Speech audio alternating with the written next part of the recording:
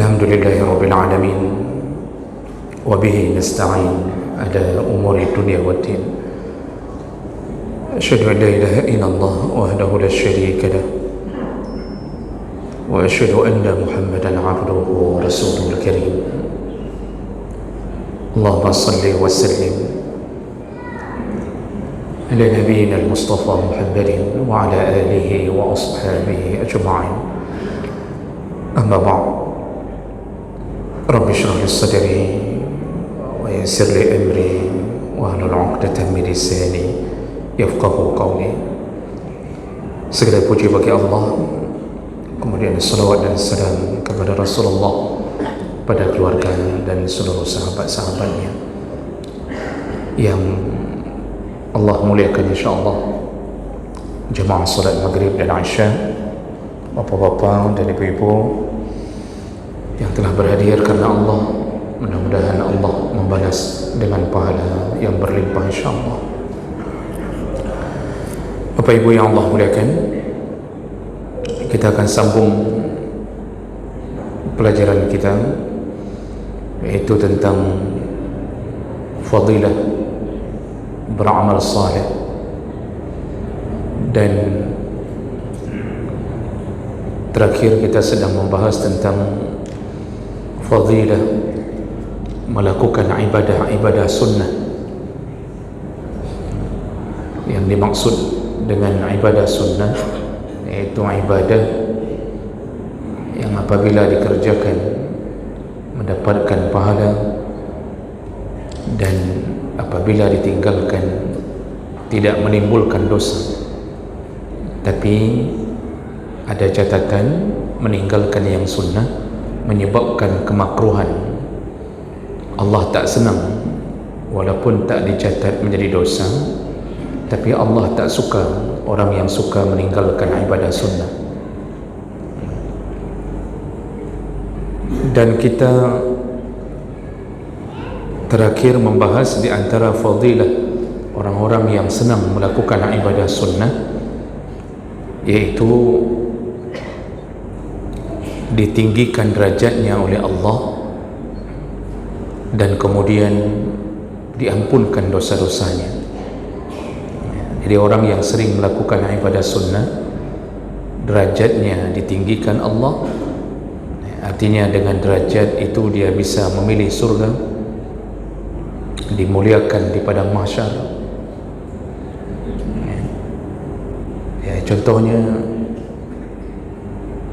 ketika orang tua mendapatkan doa dari anaknya, padahal berdoa itu adalah salah satu amal sunnah, tapi doa anak menyebabkan Allah menjadikan orang tua tersebut terus menggapai syurga yang paling tinggi, sampai orang tua itu bertanya kepada Allah, anna li hadha, ya Allah, kenapa engkau memperlakukanku begini? Maksudnya, kenapa engkau memuliakanku begini? Dia merasa tak layak Allah meninggikan derajatnya, lalu dia disuruh memilih surga yang paling indah di antara semua surga yang indah. Apa jawaban Allah? Dalam hadis disebutkan Allah menjawab, hadza bi istighfari waladika laka, inilah hasil daripada doa permohonan ampun dari anakmu untukmu. Jadi bisa tinggi derajat hanya dengan doa. Makanya berdoa itu tidak ada yang sia-sia. Ya. Ini Bapak Ibu, makanya salah satu daripada yang diutamakan yaitu memperbanyak keturunan. Rasulullah mengatakan, inni mukasirun bikumul umam, aku suka kalau umatku banyak. Makanya kan waktu Nabi mengabarkan tentang perempuan-perempuan yang menjadi ahli surga dan sekaligus menjadi nominasi utama untuk kita menikahinya, bagaimana kata Nabi, tazawwaju al-walud wal-wadud, nikahilah perempuan-perempuan yang yang walud. Walud itu yang subur, yang istilahnya kita bisa punya banyak keturunan darinya. Al-Wadud, yang penuh dengan kasih sayang. Tapi ya tentu itu takdir Allah. Ada juga yang bercita-cita banyak keturunan tetapi tidak diberi oleh Allah. Nah, itu Allah yang bisa menentukan. Jadi aneh kalau ada orang yang takut punya banyak anak, padahal banyak anak, kalau kita tahu diri kita mampu menjaga mereka, itu kan keberkahan luar biasa. Jadi orang kalau ditanya berapa anaknya, ya 2, tidak ada rencana tambah, sudah cukup lah. 2, laki-laki perempuan sama saja. Ini termakan korban iklan KB. Jadi dia menganggap 2 saja sudah cukup. Lalu ketika ditanya berapa anak kambingnya, oh anak kambing saya ada 20, ada 30. Ini rencana insya-Allah ni tahun ni kalau bisa 20 lagi. Kalau anak kambing dia perbanyak, anaknya dia tak mau berbanyak. Padahal anak kambing tak pernah bisa mendoakannya. Bapak bisa temukan dalil anak kambing mendoakan pemiliknya? Tak ada. Tapi banyak anak, Masya Allah, yang di sana Rabbighfirli wali walidayya, yang di sini Rabbighfirli wali walidayya. Nah, ini ditinggikan derajat dengan amal-amal ini. Kemudian yang terakhir juga tadi ada fadilah mengamalkan ibadah sunnah, banyak diampunkan dosa. Dan ini hadisnya banyak, dan kita belum sempat membacakan semua hadisnya, tapi sekedar hanya contoh saja. Banyak sekali amal sunnah yang bisa mengampunkan dosa. Tentu dosa yang dimaksud adalah dosa-dosa kecil, tapi bisa berbarengan dengan dosa besar, digugurkan Allah apabila amal-amal sunnah itu menjadi penggiring taubatan nasuha.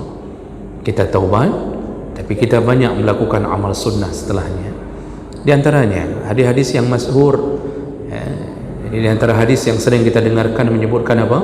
Siyamu yaumi Arafah. Barang siapa yang berpuasa di hari Arafah, ahtasibu ayukaffira lahu as-sanah qablah was-sanah ba'dah. Barang siapa yang berpuasa 1 hari saja, puasa sunnah, bukan puasa wajib, 1 hari puasa sunnah di hari Arafah, iaitu 9 Zulhijjah yang akan kita hadapi ni insya-Allah ke depan, 2 bulan ke depan, maka kata Rasulullah, aku bermohon kepada Allah bahawa akan diampunkan dosa-dosanya setahun ke depan dan setahun ke belakang. Nah, ini bahasa maksud setahun depan dan belakang itu adalah diampunkan setahun dulu, lalu diampunkan lagi setahun lagi. Jadi maksudnya diampunkan 2 tahun, bukan diampunkan dosa ke depan yang belum kita lakukan. Nah, jadi kalau begitu pemahamannya, kan orang akan mengatakan, tidak apa-apa, saya melakukan dosa, saya ada puasa Arafah kemarin tu, jadi yang tahun ini insya-Allah tidak ada masalah saya lakukan dosa. Tidak begitu, diampunkan 2 tahun. Sehari puasa Arafah diampunkan dosa 2 tahun. Masya Allah, rugi betul orang tidak puasa Arafah. Lalu Rasulullah SAW mengatakan lagi, dan siapa yang melakukan siam yaumi Ashura, yang melakukan puasa di hari Ashura, ahtasibu 'ala Allah ayukaffiru as-sanah allati qablah, dan yang melakukan puasa sunnah di 10 Muharram, maka diampunkan dosanya setahun. Setahun. Nanti baru ada hadis yang mengatakan ketika Nabi diberitahu bahawa orang Yahudi ternyata juga ikut berpuasa di 10 Muharram, mereka memperingati hari tenggelamnya Fir'aun, karena mereka diselamatkan oleh Nabi Musa dan musuh utamanya adalah Fir'aun. Mereka memperingati hari tenggelamnya Fir'aun di 10 Ashura. Nabi diberitahu sahabat bahawa Yahudi pun ikut berpuasa di hari 10 Muharram, hari Ashura. Barulah Rasulullah mengatakan, kalau aku masih hidup di tahun yang akan datang, maka kita tambah hari 9 dan hari ke-10. Jadi untuk menyelisihi Yahudi. Jadi Nabi itu tidak ingin Nasrani dan Yahudi merasa bahawa semua ritual yang di dalam Islam ini seakan-akan berasal dari mereka. maka Nabi segera menyelisihinya. Ya. Datang kita hari ini, semua punya Yahudi, kita ikuti. Yahudi pakai celana pendek, kita pakai celana pendek. Yahudi untuk mendapatkan, Yahudi melakukan tarian-tarian tertentu, itu pun kita ikuti setelah kita tahu. Sekarang kan yang viral Pak, tarian THR itu, memang orang kita itu Pak latah. Dulu untuk mendapatkan THR berjalan dengan sopan, lalu terima angpau, cium tangan orang tua yang kasih THR, selesai urusan di situ. Hari ini Pak, untuk terima THR disuruh menari dulu, ke samping 2 kali, ke kiri 2 kali, disuruh mundur ke belakang sekali, disuruh maju sekali, cik lagi kau rumpung Pak. Waktu dikasih THR wari baik kan bangai Pak. Menari untuk dapat THR, adab tak ada, semua tak ada, tapi latah, asal ada tren terbaru ikut semuanya. Masya Allah, memang betul kata Nabi, menjelang kiamat engkau akan mengikuti jalan-jalan mereka walaupun sampai ke lubang biawak. Lalu sahabat bertanya, siapa yang kau maksud ya Rasulullah? Siapa lain kata Nabi? Al-Yahud wa Nasara, engkau akan ikut gayanya Yahudi dan Nasrani. Lemah sekali umat ini. Jadi jemaah melakukan Allah, ini amal sunnah bisa menghapuskan dosa. Dalam hadis yang lain, Rasulullah sallallahu alaihi wasallam menyebutkan, man akala ta'aman, barang siapa yang memakan makanan, jadi setelah dia makan makanan, faqal, lalu dia berkata, alhamdulillahillazi at'amani hadha wa razaqanihi min ghairi haulin wala quwwatin, min ghairi haulin minni wala quwwatin. Barang siapa yang sudah memakan suatu makanan, lalu dia mengucapkan, segala puji bagi Allah, alhamdulillahilladzi at'amani, segala puji bagi Allah yang telah memberiku makan, hadza, itu makanan ini, wa razaqanihi, lalu kemudian Allah merezekikan, memberikan rezeki makanan itu untukku, min ghairi haulin minni wala quwwatin, tanpa usaha, tanpa dayaku. Jadi bukan aku yang mengupayakannya, Allah memberikan aku makanan dari Allah, anugerah Allah. Kalau orang baca doa ini, apa kata Nabi? Ghufira lahu ma taqaddama min dzambih, diampunkanlah semua dosa-dosanya yang telah berlalu. Bayangkan makanan nikmat, dimakan kenyang, hanya dengan menambah doa diampunkan dosa. Masya Allah, sudah makan diampunkan dosa. Ini kan amal sunnah, mengucapkan doa setelah makan. Nah, jadi nanti bisa cek di hadis-hadis riwayat Abu Daud, nanti boleh cek di Google doa Nabi ketika selesai makan. Jadi Nabi itu sangat memuliakan makanan, karena Nabi ingin mengajarkan kita tak mampu mendapatkan makanan itu kecuali dengan izin Allah Subhanahu wa taala. Dalam hadis yang lain, ini contoh kekuatan amal ibadah sunnah bisa mengampunkan dosa. Dalam hadis yang lain Rasulullah mengatakan, man sabbaha Allah dubura kulli salatin, barang siapa yang bertasbih, barang siapa yang bertasbih kepada Allah setiap selesai salat 5 waktu, barang siapa yang bertasbih kepada Allah selesai salat 5 waktu, salasan wa salasin, dia mengucapkan tasbih itu 33 kali, subhanallah 33 kali, wa hamidallah salasan wa salasin, lalu dia bertahmid 33 kali, alhamdulillah 33 kali, wa kabbarallah salasan wa salasin, dan dia bertakbir 33 kali, fatilka tis'un wa tis'una, dan itu jumlahnya 99. Subhanallah, alhamdulillah, Allahu akbar 33 kali masing-masing, jumlahnya 99. Wa qala tamamal mi'ah, lalu dia tutup untuk ke 100 kalinya dengan kalimah la ilaha illallah wahdahu la syarika lah lahul mulku wa lahul hamdu wa huwa ala kulli syai'in qadir. Dia tutup dengan kalimah itu. Apa yang terjadi Bapak Ibu yang Allah muliakan? Ghufirat lahu khatayahu, diampunkanlah semua dosa-dosanya. Wa in kanat misla zabadil bahr, walaupun dosa-dosanya sebanyak buih di lautan. Hadis riwayat Muslim. Sebanyak buih di lautan diampunkan dengan kalimah subhanallah, alhamdulillah, Allahu Akbar, tutup ke 100 dengan la ilaha illallah. Apa penyakit orang hari ini, Pak? Sering tidak mengamalkan lagi zikir setelah salat. Maka di mana-mana juga saya sering mengingatkan, jangan sering membiasakan. Jadi bukan tidak boleh, tetapi rubahlah cara berzikir dengan model shortcut. Jadi ada orang berzikir itu shortcut, langsung jalan pintas.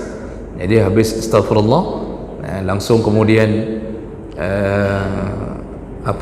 Al-Fatihah. Itu tidak dilarang, tetapi Masya Allah cukup banyak zikir Nabi yang kita tinggalkan, Pak. Cukup banyak kemuliaan yang Nabi ingin beritahukan ke umat, seakan-akan tak sampai ke telinga kita. Padahal kalimah-kalimah Nabi sudah salat itu ada hadis-hadis yang menyebutkan itu. Jadi zikir setelah salat itu termasuk zikir yang telah diajarkan oleh Nabi. Jadi bukan pilihan-pilihan kita sesuka kita, memang diajarkan oleh Nabi. Dan di antara yang paling, semua kalimat itu kalimat yang agung, tapi di antara yang banyak mendapatkan jaminan, yang pertama adalah ketika seseorang tidak melupakan setiap 5 waktu dengan 100 kali zikir ini. Ini dahsyat, diampunkan dosa sebanyak buih di lautan. Dan kemudian yang jangan tinggalkan dari sekian banyak itu, rutinkan, dawamkan, istiqamahlah, yaitu membaca ayat kursi. Karena Rasulullah mengatakan, man qara'a ayat al-kursi dubura kulli salawatin mafruḍah, barang siapa yang membaca ayat kursi setiap selesai salat 5 waktu. Ayat kursi setiap selesai salat 5 waktu, maka lam tamna' bainahu wa bainal jannah illa al-maut. Tidak ada yang bisa mencegahnya masuk surga ketika datang kematiannya. Tidak ada yang bisa mencegahnya masuk surga ketika datang kematiannya. Maka sesibuk apapun setelah istighfar, kalaupun paling sibuk, Pak, ayat kursi jangan tinggalkan setiap habis salat 5 waktu. Dan kita sudah banyak dapatkan, Pak, untuk membantu zikir ini bisa dibacakan, dirutinkan. Itu sudah kita bantu sebarkan poster-poster zikir. Poster-poster zikir itu sudah dari masjid ke masjid sudah kami coba usahakan untuk sebarkan. Bagi Bapak yang belum punya itu boleh menghubungi Ustaz Yusran nanti, itu bisa saya suruh cetak ulang. Harga cuma 30.000, harga satu bungkus mie Aceh pakai kepiting. 30.000 satu bungkus mie Aceh pakai kepiting, kita makan semua menjadi tai, kepiting-kepitingnya jadi tai. Tapi 30.000 dengan satu poster itu, Masya Allah, Bapak tempelkan di dinding, rutinkan bacaan habis salat. Kalau kita laki tentu salat di masjid, tapi zikir itu boleh langsung habis salat, boleh mendahulukan dulu salat sunnah, tapi syaratnya disuruh bergerak sedikit dari tempat berdirinya waktu salat wajib. Jadi pilihannya dua, kata Rasulullah, pilihannya dua kalau mau salat sunnah setelah salat fardu. Kalau bukan berkata, arti berkata berzikir, kalau tidak berzikir juga boleh. Pilihan kedua, pindahlah dari tempat kita berdiri dari salat wajib. Jadi pindah, pindahnya tidak perlu terlalu jauh, jadi jangan sampai dari saf depan sampai ke saf belakang, tidak perlu, pindah sedikit saja. Nah itu silakan lakukan salat sunnah. Setelah itu berzikir boleh. Tapi nanti kita akan bahas mulai minggu depan itu salat sunnah itu yang terbaik di rumah, bagi yang rumahnya dekat. Tapi kalau rumah model-model di Panggoi, di Batupan, apa ni awal sampai ke sana dah sampai waktu Isya. Yang rumah dekat itu lebih sunnah. Tapi kalau ada pengajian model begini, ya tentu kita lakukan di sini untuk bisa mendengarkan ta'lim berikutnya. Nah, ini zikir-zikir setelah solat itu dahsyat. Saya menyayangkan sekali ada kalau orang tak membiasakan zikir-zikir itu. Padahal amalannya itu sunnah, kalau tidak dibaca pun tak apa-apa. Tetapi Masya Allah mengampunkan dosa, apalagi ada jaminan surga seperti bacaan ayat kursi tadi. Nah, jemaah melakukan Allah, jadi jangan sampai terbuai begini. Saya pernah berada di satu pesantren. Ini saya pernah berada di satu pesantren. Kemudian saya lihat anak-anaknya setelah solat ada yang berzikir, ada yang berbicara, ada yang diam saja. Yang namanya juga anak-anak dari tingkat sanawiyah ke aliyah itu, ada yang zikir, ada yang berbicara, ada yang diam saja. Dan zikir itu dilakukan semua dengan suara lirih di tempat itu. Artinya tidak ada yang bersuara besar, juga tidak dipimpin zikirnya. Lalu saya tanya ke gurunya, ini anak-anak sebahagiannya tidak berzikir tapi berbicara. Kenapa tidak ditarbiyahkan, tidak dididik untuk belajar dulu isi zikir dengan cara ditaktih dulu, ditaktih dituntun dulu. Jadi diberikan kode, dikeraskan sedikit suara. Kenapa tidak lakukan itu? Oh, langsung ini bid'ah itu katanya. Tidak boleh begitu. Mana lebih bid'ah yang tidak berzikir, yang berbicara. Saya tanya, ini berbicara habis salat, ini yang saya bilang ini bukan dongeng, bicara. Saya tanya, mana lebih bid'ah bicara dengan berzikir dengan suara keras gara-gara mendidik mereka? Saya bilang, bukankah ada dua hadis yang mengajarkan, dua hadis dari Ibnu Abbas yang mengatakan bahawa Ibnu Abbas, hadisnya dua-duanya riwayat Bukhari Muslim. Ibnu Abbas mengatakan bahawa aku tahu bahawa Nabi sudah selesai dari salatnya ketika aku dengarkan suara zikirnya setelah salat. Jadi seakan-akan hadis itu dianggap tak ada sama sekali. Makanya Imam Syafi'i dengan dua hadis tadi, itu ada dua hadis sama-sama dari Ibnu Abbas, maknanya sama. Itu dengan dua hadis tadi Imam Syafi'i mengatakan dibolehkan mendidik orang untuk berzikir dalam masa tarbiyah. Jadi didik dia, tuntun dia, karena paling mudah dihafal zikir itu ketika dituntun. Akibatnya apa? Kalau 6 tahun di pesantren dianggap itu tak boleh sama sekali, sampai 6 tahun pun walaupun kita melabelkan diri paling sunnah, paling dekat dengan Nabi segala macam, tapi zikir tak bisa habis solat. Kenapa? Tak pernah diajarkan. Jadi menganggap bicara lebih utama daripada berzikir dengan suara keras. Kalau kita yang sudah dewasa begini, okey, itu tinggal kita kasih lembarannya. Kita pun semua pasti mengingat ni mampir mati ni, besok mati ni. Semua kita, namanya anak-anak apa masa remaja, pak dia zikir menyuhana ataupun denteh zikir. Akibatnya apa? Begitulah keadaannya. Jadi seakan-akan lebih bagus tidak berzikir daripada mengeraskan zikir. Padahal Imam Syafi'i sendiri menanggapi hadis tadi, termasuk Imam Nawawi, mengatakan dibolehkan untuk memberi pendidikan. Nanti setelah 1 bulan mereka lancar, hentikan zikirnya, kasih tahu suara lirih lebih utama daripada suara keras. Itu begitu seharusnya.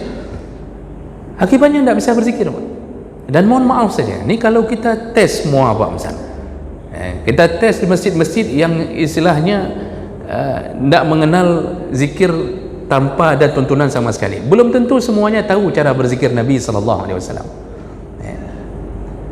Ini makanya perlu ada bantuan seperti poster atau buku zikir segala macam untuk dibaca.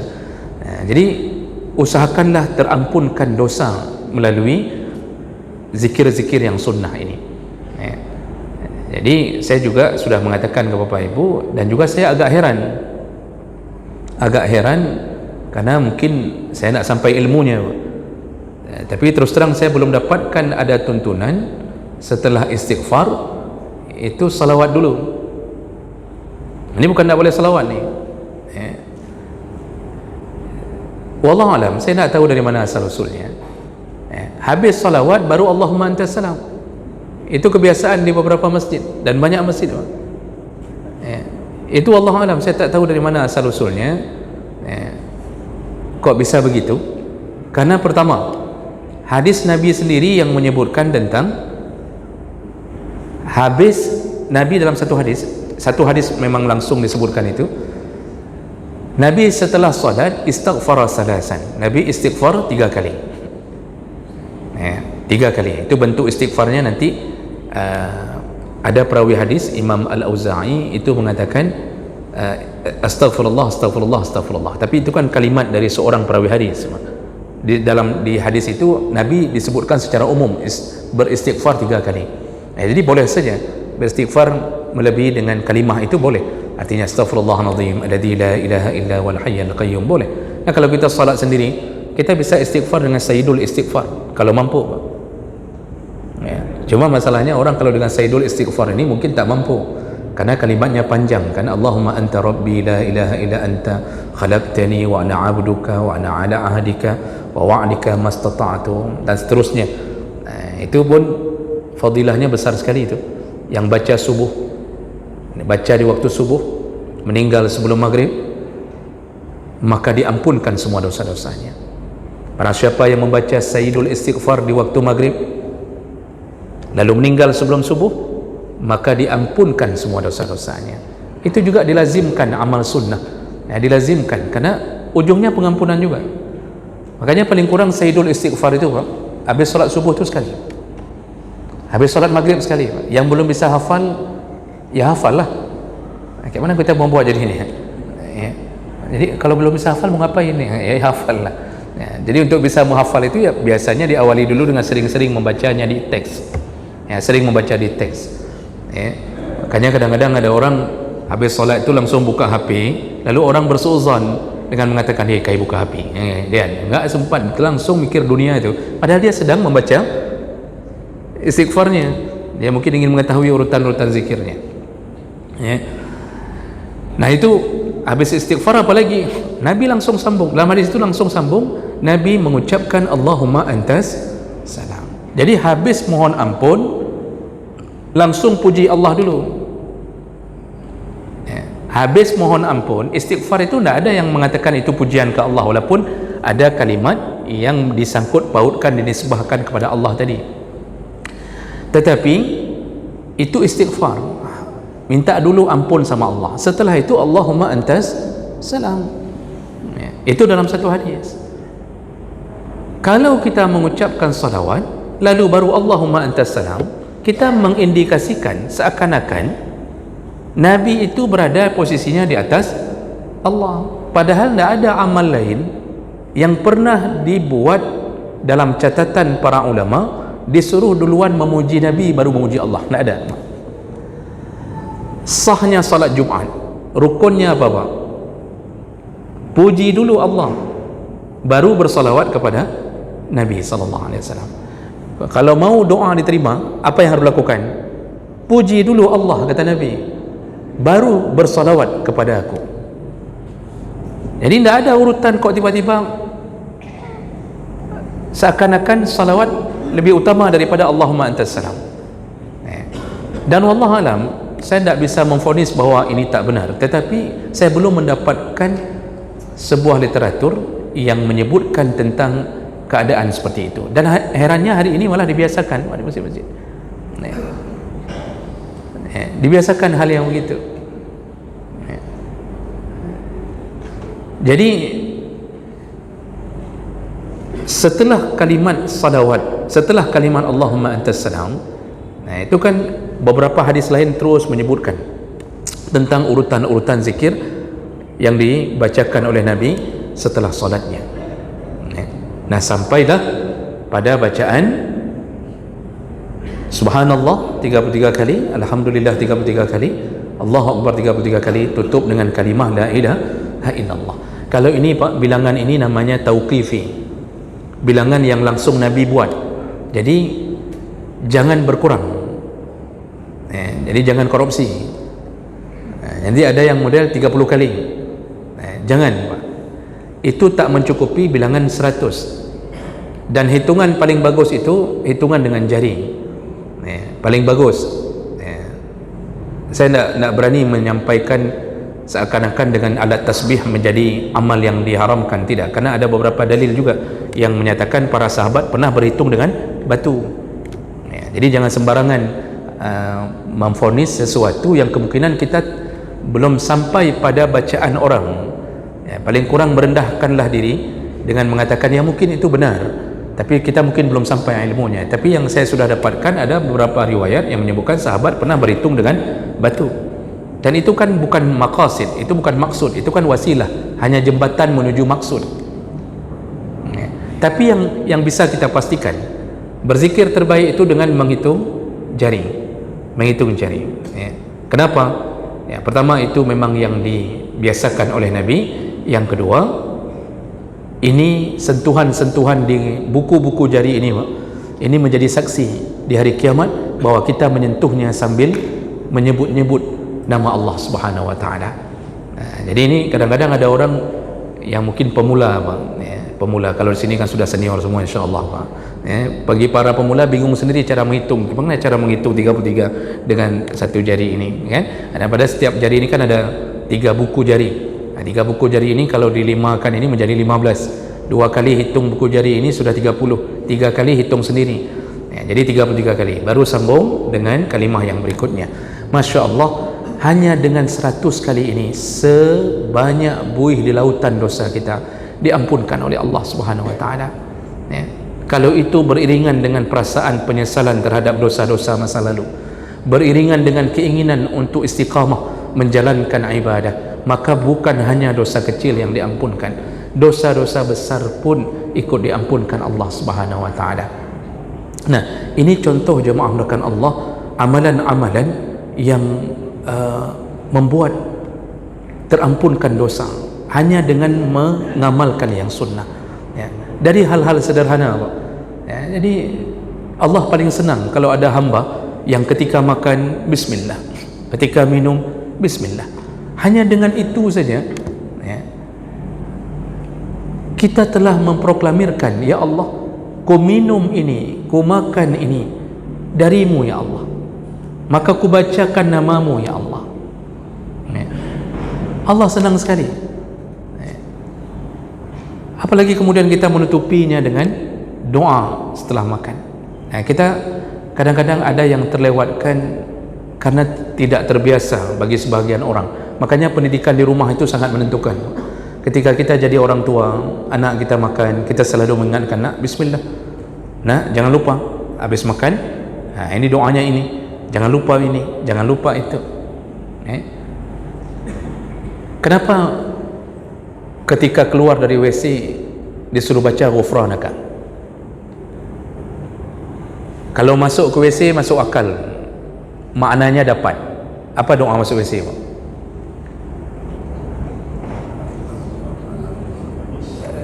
Alhamdulillahilladzi ahyana ba'da ma amatana. Apa doa maksud? Allahumma inni a'udzubika minal khubusi wal khaba'is. Ya Allah, aku berlindung kepadamu daripada khubus wal khaba'is. Khubus itu syaitan laki-laki dan syaitan perempuan. Cocok, Pak. Kenapa? Salah satu tempat yang paling disukai syaitan adalah WC. Makanya dalam hadis Nabi tentang dahsyatnya suara azan, itu kan syaitan tu salah satu tempat melarikan diri adalah ke tempat pembuangan. Makanya ketika ada orang sedang azan masih berada di WC, itu salah satu keturunan syaitan. Asal sudah azan baru masuk WC, asal azan masuk WC. Sebelumnya dia duduk, begitu dia duduk, baru masuk, baru azan baru masuk. Nah, ini contoh. Nah, sekarang permasalahannya, kenapa waktu keluar diucapkan ghufranak? Ya Allah, aku mohon keampunanmu ya Allah. Ada apa? Apa salah kita dalam WC? Kita tidak melakukan maksiat.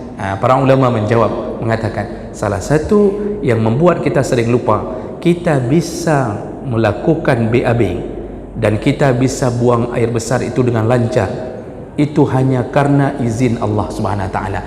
Tapi kita selalu melupakan nikmat itu, sehingga disuruh mohon ampun ketika keluar, seakan-akan kita ingin mengatakan, ampunkan aku ya Allah yang telah melupakan nikmatmu yang paling hebat ya Allah, engkau masih mengizinkan aku buang hajatku dengan lancar.